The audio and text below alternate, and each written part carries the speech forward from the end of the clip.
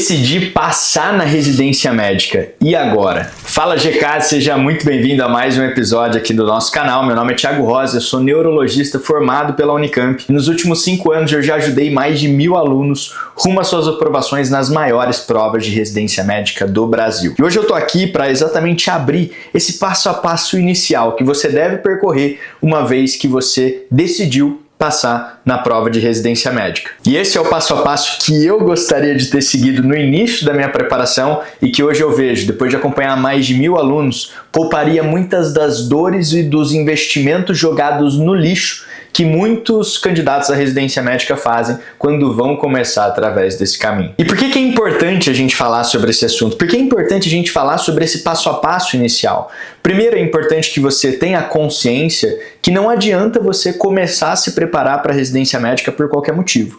Não adianta você começar a se preparar porque fulano, ciclano falou que era importante você fazer uma residência, porque a sua tia, o seu pai, a sua mãe falou que era importante você fazer X, Y, Z especialidade, porque era a especialidade do futuro, porque senão você ia ficar para trás. Porque entenda, esse é um caminho que ele é doloroso. Se você não decide por si só trilhar esse caminho e estar disposto a aguentar as dores desse processo, você vai ficar pelo meio dele. A maior parte das pessoas que eu vejo desistirem da prova de residência médica são pessoas que começaram por motivos que não eram seus, para objetivos que eles nunca quiseram antes e pararam no meio de um caminho que eles nunca gostariam de ter dado o primeiro passo naquela direção. E é por isso que antes desse nosso bate-papo começar, eu quero justamente levantar esse questionamento. Será que você está começando a estudar para a prova de residência médica por motivos que sejam verdadeiramente teus? Ou será que você nunca parou para pensar muito sobre isso e essa falta de reflexão, essa falta de vontade genuína vai te custar muito lá na frente? Por isso, se você já nesse primeiro ponto identificou que você não sabe muito bem porque você está começando, se você já identificou que você não sabe muito bem porque você está buscando tal especialidade em tal instituição, eu sugiro que você pare, que você volte nos nossos outros vídeos do canal onde eu falo sobre escolha de instituição, onde eu falo sobre escolha de especialidade, para você começar a nutrir e formar esse processo decisivo de maneira sólida e que vai te manter firme, fiel ao processo ao longo de todo esse ano, que será difícil, mas que é sustentável e que você conseguirá percorrer uma vez que você tiver um motivo muito sólido para tal. O segundo motivo pelo qual é importante a gente falar sobre isso é que não adianta você querer fazer de qualquer jeito. O que eu mais vejo são pessoas que falam que querem começar a estudar para a prova de residência médica, mas estão presas àqueles vícios que trazem da faculdade de medicina e que minam dia após dia o potencial de estudo dessas pessoas. São pessoas que passaram ao longo de toda a graduação com provas bimestrais, trimestrais, semestrais, estudando de véspera, lendo e relendo o resumo, fazendo aquela clássica forma de estudar que a gente faz durante a faculdade e acha que aplicar essa mesma metodologia na preparação para a prova de residência médica é o que vai gerar resultado. E ao se verem presas a esses vícios, elas querem assistir aula e anotar tudo que o professor fala. Fazer pouca questão, porque durante a graduação quase não tinha questão, eu chegava na prova, eu tirava 8, 9, 10. Por que eu vou mudar tudo isso agora? Só que pouco a pouco, conforme você for fazendo seus primeiros simulados, as primeiras provas na íntegra, você vai ver que isso na realidade é o que está jogando o seu percentual de acertos lá embaixo. E é por isso que se você tomou essa decisão e você está aqui nesse vídeo comigo, você já deve ter começado a perceber que, opa, eu não quero começar de qualquer jeito. E nem deve. Você estar aqui hoje é justamente o que você deve fazer antes de começar os seus estudos. Existe aquela lei dos 10/90, não sei se você já ouviu falar. A lei dos 10/90 diz que você deve passar os 10% primeiros daquela ação, os 10% iniciais daquele caminho, planejando o que você vai fazer, antevendo como você vai fazer, para que nos outros 90% você tenha uma ação, um foco muito mais direcionado e efetivo que gere resultado no final das contas. Você começar de qualquer jeito, começar só executando e achando que vai dar certo, é a pior coisa que você pode fazer e foi o que me fez ser reprovado no meu primeiro ano de preparação. A terceira coisa que eu quero te dizer vai muito nessa linha, que é só força de vontade não é o suficiente para você ser aprovado na prova de residência médica. O cemitério dos reprovados está cheio de pessoas bem intencionadas, com grandes objetivos, com muita força de vontade, mas que por aplicar essa energia na direção errada, passaram horas e horas a fio estudando de maneira que não era efetiva, tendo um percentual baixo, constante e sem conseguir aumentar ao longo do ano para chegar lá no final da preparação, ser reprovado em todas as provas e pensar, poxa, eu me dediquei tanto, poxa, eu fiz tanto, por que que isso deu errado? Isso deu errado porque força de vontade somente não basta. Você precisa aplicar essa força de vontade com metodologias efetivas que realmente vão te gerar resultado lá na frente. E não só porque você quis, mas porque você depositou esse querer na direção certa, nas metodologias certas. E o quarto motivo que faz esse vídeo aqui ser tão importante antes de você começar a sua preparação é te dizer que intensidade na direção errada pode te fazer andar para trás. Galera, quantas vezes eu já vi pessoas, como eu disse, muito bem intencionadas, mas que passavam, como eu passei, 3 horas assistindo uma aula de 1 hora só para anotar tudo que o professor fala. Quantas vezes eu já vi pessoas que passavam a semana inteira tentando ler todas as apostilas, assim como eu tentei no início da minha preparação, para perceber que não conseguiriam ler todas e que o que geraria realmente resultado, que seriam as questões, não foram feitas naquela semana. E quantas vezes eu já vi pessoas aplicando intensidade demais no momento errado da preparação, chegando lá na frente no segundo semestre, quebrando, tendo um burnout, não conseguindo seguir, e toda essa intensidade sendo aplicada na direção errada foi o que justamente fez elas caminharem para trás. Agora, quais são os 7 passos que você deve seguir uma vez que você decidiu passar na prova de residência médica? O primeiro passo é escolher o quê? Escolher aquela especialidade que você vai buscar. Porque tem uma frase de Sêneca que é sensacional, que é: o homem que não sabe a que porto se dirige, nenhum vento lhe será favorável. Se você começa um ano de preparação sem um objetivo claro, isso vai fazer com que, ao menor sinal de cansaço, a menor dificuldade que você tiver ao longo do processo, você fique constantemente se questionando, pô, será que realmente vale a pena? Poxa, será que eu não deveria deixar para o ano que vem? Se você estiver trabalhando então, e que você está abrindo mão de alguns plantões para poder estudar, essa conta ela começa a ficar muito desigual, porque de um lado você tem um ganho imediato do que você ganharia desses plantões e de outro você tem um ganho de longo prazo que você nem tem muita certeza se você quer tanto assim.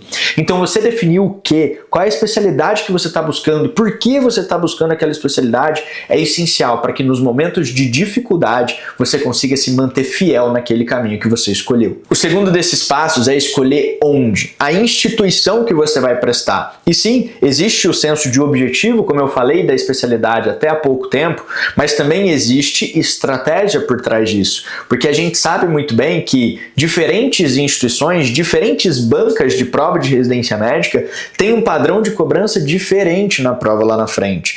Você tem algumas provas que são direto ao ponto e são fechadas, de A a D. Você tem provas que têm um enunciado extenso, como é a prova da USP São Paulo, que são provas mais rebuscadas. Você tem provas onde você pode fazer questões abertas, como é o caso da Unicamp, que são respostas curtas e diretas ao ponto. Você tem dentro desses diferentes formatos dos temas serem cobrados, diferentes temas que podem ser cobrados em cada instituição. Então, se você para fazer uma análise estatística dos assuntos em cada instituição, você vai ver que temas diferentes são mais incidentes em instituições diferentes. E se você não souber onde você quer prestar a prova de residência médica, qual é aquele objetivo que você tem, você dificilmente vai conseguir ter o senso crítico de ter a segurança de falar, poxa, dentre todos os assuntos que eu estou estudando esse ano, esses são os mais importantes. Dentre todos os assuntos que eu estou estudando esse ano, essas são as partes mais importantes desse conteúdo para onde eu quero passar. Senão você fica estudando todos os temas de maneira aleatória, você não sabe no que focar, e sem saber no que focar, você não sabe o que reforçar nas suas revisões ao longo do tempo, no que se aprofundar quando você está tendo aquele primeiro contato, e é como se toda aquela energia, todo aquele esforço ele fosse dissipado sem uma finalidade muito clara, sem uma finalidade objetiva, ou seja, sem uma prova na qual você precisa atingir mais do que 88%. Então você escolher a tua instituição antes da tua preparação começar, vai te dar esse direcionamento na hora que você está se aprofundando em um conteúdo pela primeira vez, em um primeiro contato, por exemplo, de entender, opa, dentro desse assunto aqui, dentro dessa apostila aqui, ou dentro desse tema aqui, esse tema são mais importantes. Então, dentro de abdômen agudo, a parte de apendicite e de verticulite são as partes mais importantes. Mas eu percebi que também cai muito dentro dessa apostila, nessas instituições que eu vou prestar, eu ter a capacidade de fazer o diagnóstico diferencial de diferentes doenças, ou fazer um diagnóstico através de exame de imagem dessas doenças, se estão complicadas, não estão complicadas, se vai para cirurgia, se não vai para cirurgia. Quando você tem esse tipo de direcionamento por instituição, você consegue reconhecer com clareza as suas fraquezas dentro daquele padrão de cobrança e ser muito mais intencional na hora de se aprofundar nesses conteúdos para sanar essas fraquezas que vão te gerar resultado lá na frente, e não ficar focando em coisa que nunca nem vai ser cobrado na sua prova. Então falamos dos 2 primeiros passos. O terceiro passo que você precisa cumprir é o onde. Quais são os materiais onde você vai buscar as informações durante o teu processo de estudo? Aqui eu estou falando tanto sobre cursinho, caso você vai fazer, quanto sobre banco de questões, se você for pegar um banco de questões separados, quanto sobre resumo, se você for pegar um resumo separado, ou até, vamos supor que você pegue um cursinho, quais são os materiais ali dentro que são realmente úteis? Então, poxa, você vai pegar um cursinho onde vai te disponibilizar um monte de apostila que você nunca nem vai abrir. E se você não souber que você não deve buscar informação lá, a não ser em raríssimas exceções, você pode perder muito tempo de maneira desnecessária. Se você não souber, dentre aquelas aulas longas e curtas que você tem para assistir, quais são as aulas que você realmente deve assistir, será que eu vejo as longas ou as curtas? Em quais temas? Em qual objetivo cada modalidade é melhor? Você pode perder muito tempo, ou você pode deixar de gastar tempo que te geraria resultado, porque você teve pressa ao assistir uma aula curta de um tema que era importantíssimo e você tinha muita dificuldade. Você também pode ter uma pancada de aulas bônus, aquelas aulas extras que eles disponibilizam. Poxa, como é que eu consigo discernir dentre todas essas aulas bônus quais são aquelas que eu realmente devo buscar nos meus estudos? Quais são aquelas que eu realmente preciso me aprofundar para aquela instituição que eu escolhi há pouco, que eu gostaria de passar? Então você conseguir identificar onde você vai buscar esse conteúdo, quais são aqueles materiais que são realmente essenciais para garantir a sua aprovação lá na frente, vai fazer com que você reconheça que muito do que te oferecem é inútil, e que ao reconhecer a inutilidade de muitos desses materiais e focar no que realmente importa, você vai ter muito mais resultado em menos tempo. O quarto desses passos que você precisa definir é o como. Como é que você vai estudar ao longo do ano? Você definiu onde, você definiu o que, você definiu quais eram aqueles materiais que você buscaria durante a tua preparação. Agora, como é que você vai estudar ao longo do teu ano? Porque veja, você pode gastar 1/4 do tempo que você gastaria para estudar o mesmo conteúdo fazendo metodologia ativa quando você compara com metodologia passiva lendo apostila. O que vai te gerar mais resultado? A forma como você vai estudar ao longo do ano vai ser o diferencial entre você ter falta de tempo e tempo de sobra. A forma como você vai estudar ao longo do ano pode ser a diferença entre você não ver o seu percentual subir e ver ele alavancar de uma hora para outra. Então, perceba que o princípio do 10-90 que eu acabei de citar, ele tem um papel tão importante aqui, porque se você sai só executando, e muitas vezes o que os próprios cursinhos sugerem de você assistir uma paulada de aula, ficar lendo todo aquele conteúdo, você pode estar nadando e morrendo na praia.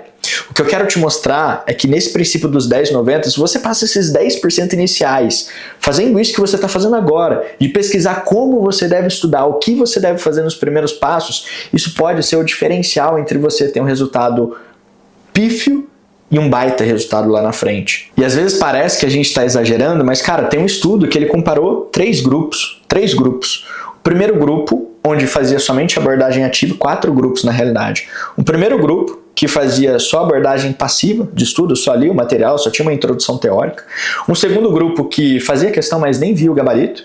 Um terceiro grupo que fazia questão e corrigia logo na sequência e tinha um feedback instantâneo. E um quarto grupo que fazia um bloco de questões de testagem prática e tinha um feedback depois, ou seja, comentário depois. O que eles viram foi que esse primeiro grupo tinha um desempenho de 11%. O segundo grupo, que fazia questão, mas nem via o comentário, de 33%, ou seja, sem ver o comentário, já tiveram um desempenho 3 vezes maior do que aquele que só teve abordagem passiva. O terceiro grupo, que fazia questão e via o comentário logo na sequência, tinha um desempenho de 43%, ou seja, 4 vezes maior.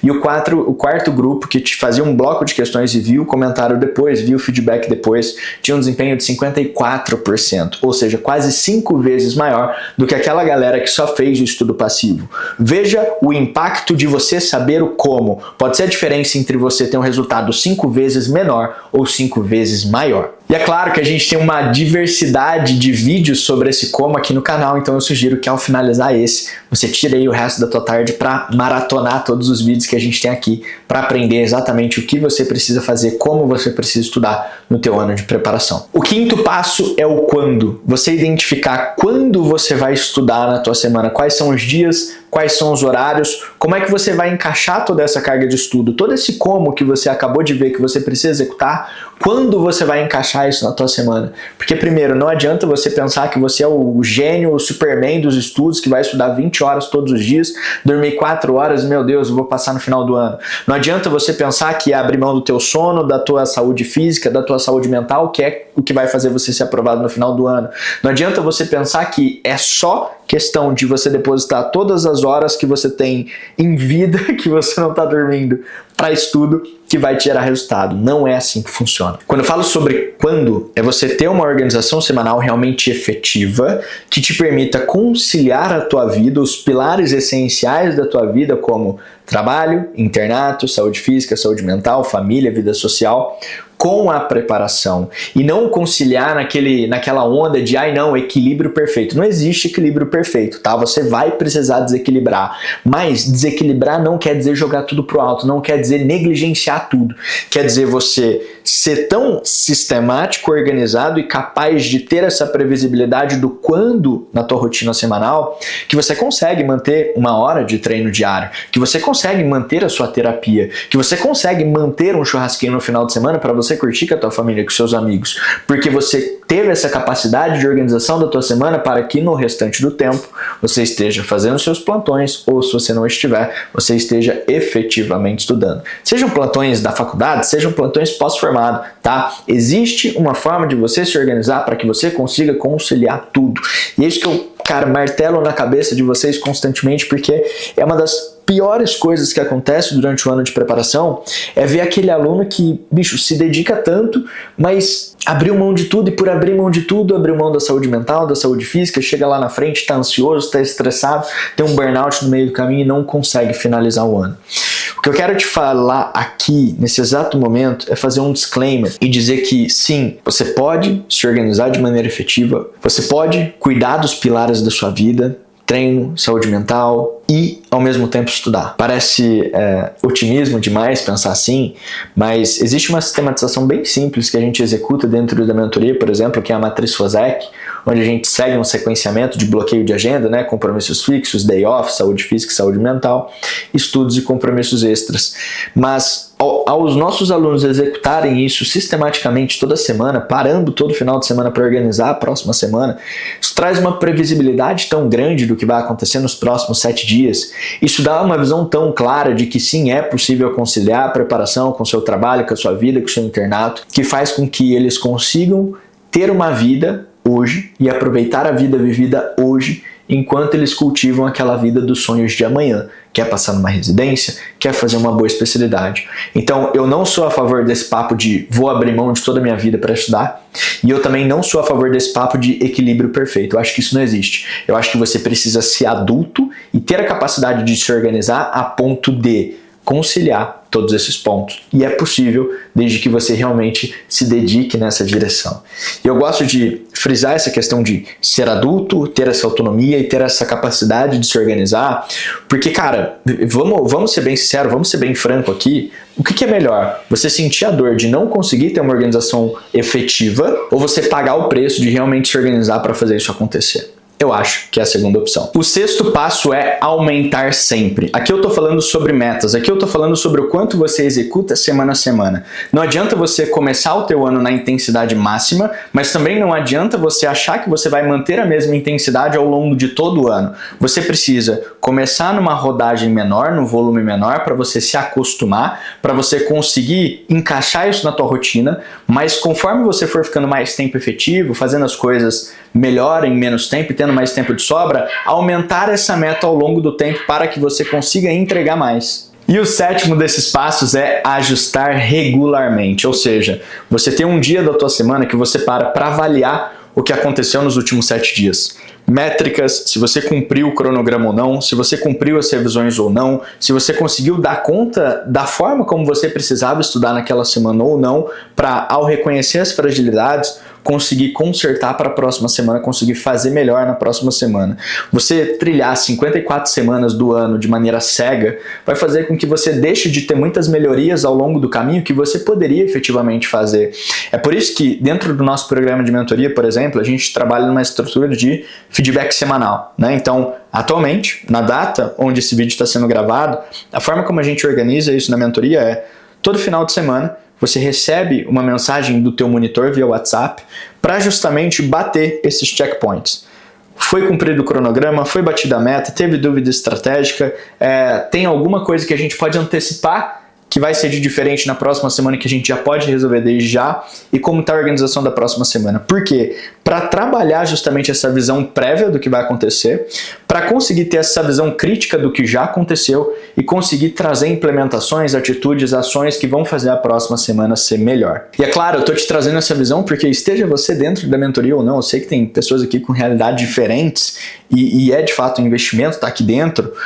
Você pode aplicar isso na tua rotina desde já. Isso está no livro que chama Direto ao Ponto, tem ele aqui atrás, mas é uma prática dentre todas as pessoas que têm alta performance, essa capacidade de parar, avaliar o que aconteceu, o que pode ser melhorado para que o próximo ciclo ele seja melhor. Espero que esse vídeo tenha feito sentido para você. Se fez sentido, não esquece de se inscrever aqui no canal para não perder o próximo vídeo. E se você, ao assistir esse vídeo, percebeu, poxa, Thiago, eu entendi que é difícil, mas não precisa ser complexo, e eu quero ajuda ao longo desse caminho, aqui embaixo desse vídeo vai ter um formulário de aplicação da mentoria, onde você vai preencher as suas informações, e se você realmente cumprir aqueles requisitos dos alunos que a gente acredita que pode ajudar, aquele perfil de aluno que a gente quer ter aqui dentro da mentoria, você vai receber o contato do nosso time para que vocês possam conversar e ver se faz sentido você estar aqui dentro da mentoria com a gente. Fechou? Então aqui embaixo tem o link dessa aplicação, se fizer sentido para você, clica e preenche. Fechado? Te vejo no nosso próximo vídeo. Um abraço e até mais.